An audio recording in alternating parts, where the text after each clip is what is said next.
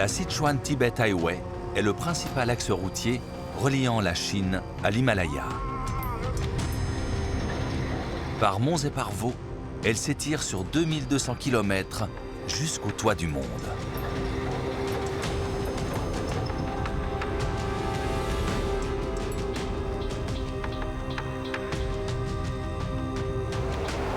Elle passe par des contrées isolées, traverse des paysages fascinants. Mais partout, des dangers guettent voyageurs et marchandises.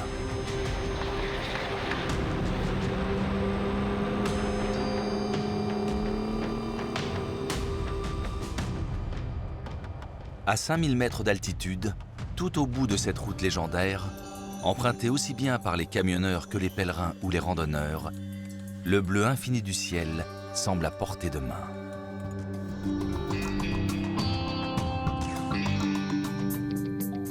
La Sichuan-Tibet Highway part de Chengdu, la capitale de la province du Sichuan, dans le sud-est de la Chine. De là, elle traverse l'Himalaya pour se terminer à Lhasa, capitale de la région autonome du Tibet.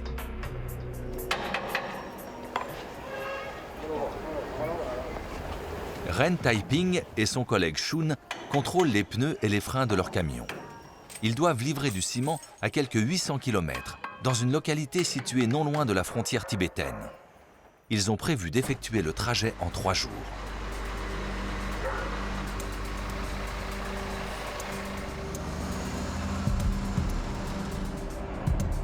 Les deux hommes se relayeront très fréquemment au volant, car rouler dans l'Himalaya demande une concentration extrême.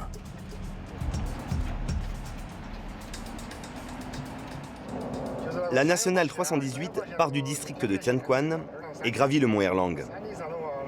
La partie qui mène au sommet est très difficile. Ils sont en train de la réparer.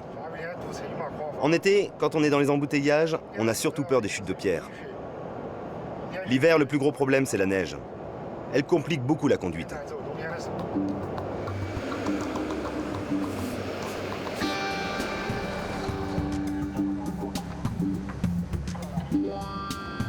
La route qui passe par de profondes vallées est de plus en plus escarpée. Parce qu'il a beaucoup plu, des pans entiers de montagnes se détachent. Des véhicules sont régulièrement entraînés dans le précipice. La route doit être réparée en permanence.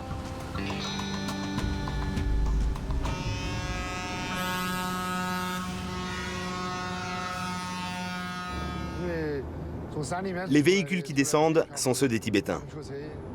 Ils conduisent comme des sauvages. Alors nous, quand on arrive dans la montagne, on leur laisse la priorité pour qu'ils puissent dégager le passage. Hier, en contrebas, il paraît qu'il y a eu une bagarre. Il y aurait même eu un mort.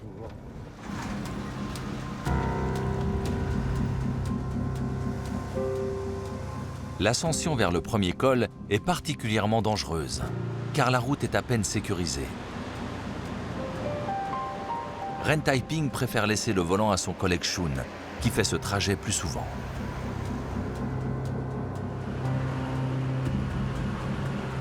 La route serpente toujours plus haut à travers une jungle de montagnes subtropicales. Les masses nuageuses en provenance du Pacifique se déversent en grande partie ici.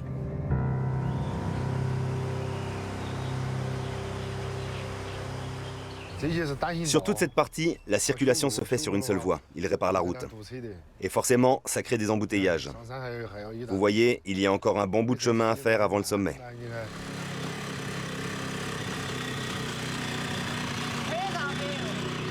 Juste avant le col, un glissement de terrain a de nouveau coupé la route.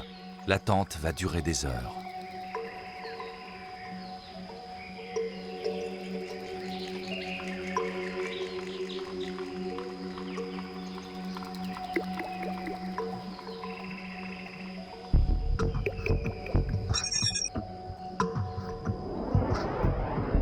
La première étape de la Sichuan-Tibet Highway passe par les contreforts de l'Himalaya pour atteindre Kangding.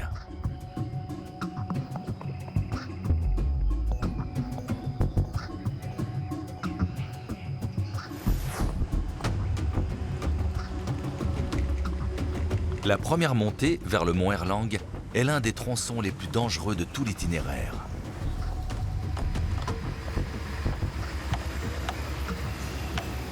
Un peu en surplomb de la route, une paysanne coupe du bambou. Même une pluie battante n'empêche pas Gao Kaixi de travailler.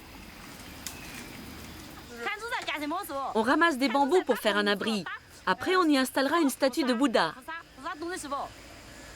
Bouddha, vous connaissez?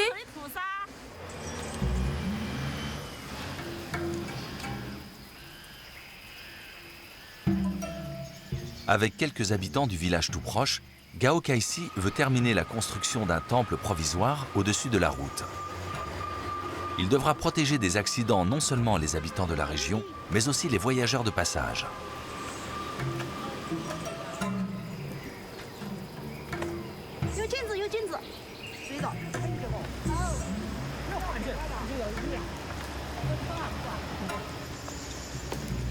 Ici, les gens ont l'habitude de travailler sous la pluie.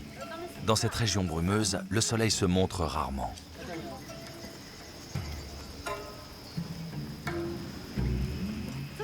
Celui-ci, on dit que c'est le seigneur qui a fondé le pays. Elle, c'est la mère du maître Baima. On a un temple qui lui est dédié. Vous connaissez le temple du général Baima?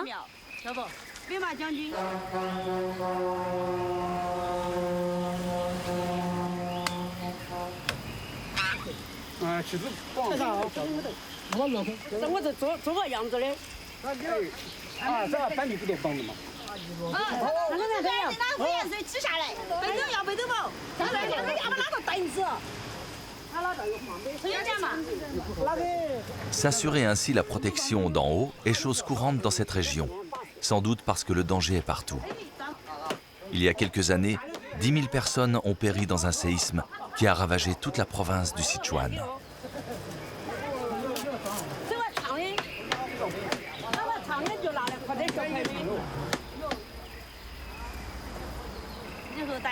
C'est toujours mieux que rien. C'est du provisoire. C'est la période des récoltes. Les gens sont occupés dans les champs à moissonner ou à battre les gerbes. On est des paysans, vous savez. Là, on n'a pas le temps de faire un édifice dans les règles de l'art. On construira le temple définitif quand les récoltes auront été rentrées.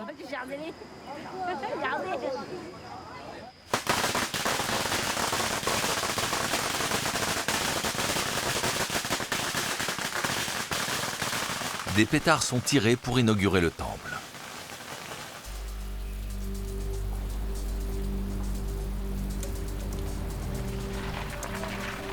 Attention, chute de pierre. À cause de la pluie, cette pente rocheuse est devenue instable. Des ouvriers spécialisés dans ce genre d'opération coupent des branches et font tomber les pierres branlantes pour éviter qu'un gros éboulis ne coupe totalement la route.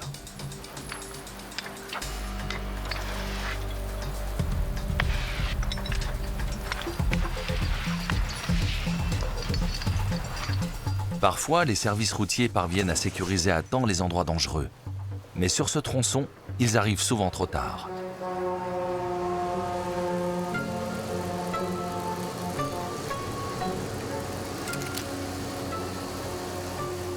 Su Wensing fait partie de ces milliers de cyclistes qui tentent de franchir les cols de la Sichuan-Tibet Highway entre le printemps et l'automne.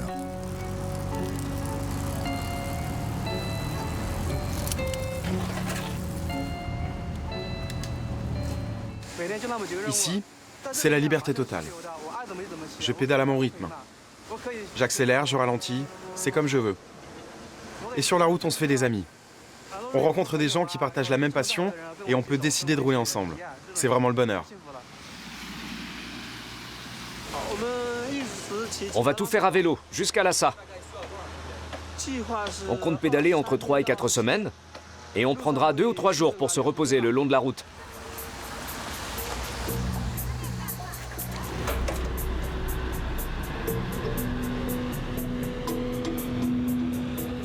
Qu'il pleuve, qu'il vente ou qu'il neige, des jours durant, les cyclistes gravissent péniblement les cols situés à 4000, voire 5000 mètres d'altitude pour atteindre leur destination, Lhasa.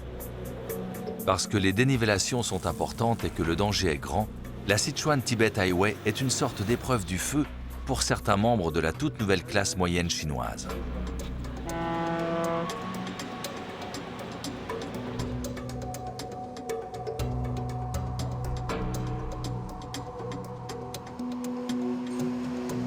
Ren Taiping et son collègue sont sortis du bouchon, tout contents de pouvoir enfin rouler.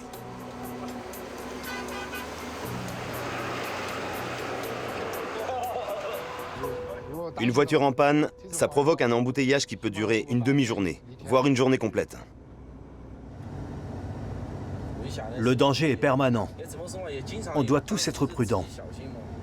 En général, les chauffeurs qui font cette route en sont conscients.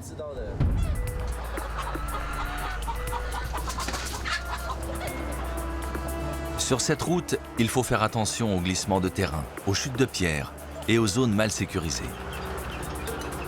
Mais le principal danger vient des conducteurs qui prennent trop de risques.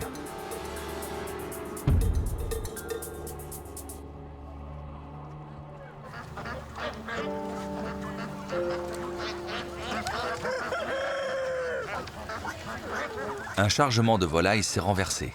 Des centaines d'animaux sont morts. Il y avait une voiture en face sur ma voie. J'ai voulu l'éviter. J'ai pas pu freiner. Et comme j'allais assez vite, le camion s'est renversé.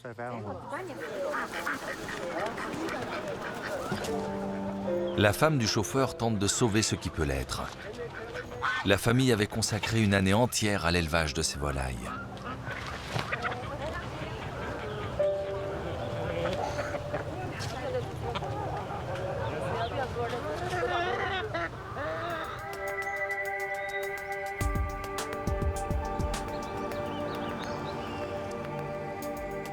Toujours plus haut dans l'Himalaya,